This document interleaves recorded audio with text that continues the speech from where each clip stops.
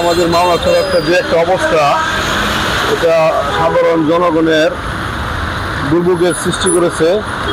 আমি শ্রীপুর পৌরসভা ও উপজেলা প্রশাসনকে দৃষ্টি আকর্ষণ করছি যেন এই পানির একটা ব্যবস্থা নেয় তারা।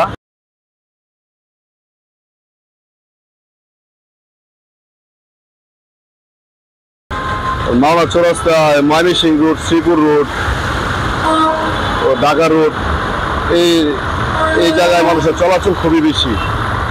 দ্রুত যেন এর একটা ব্যবস্থা নেওয়া হোক। গাড়ি কিন্তু চালানো যায় না, আস্তে আস্তে আটকাতে গাড়ি। এই যে 2 মিনিটের সময় 4 মিনিট সময় লাগে, ডাবল সময় লাগে।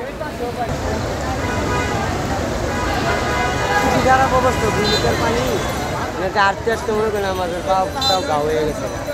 এটাকে প্রায় সময় বৃষ্টি হইলে এরকম পানি জমে যায়। ড্রেনের ময়লা তো যায়, ড্রেন বন্ধ থাকে সব সময়।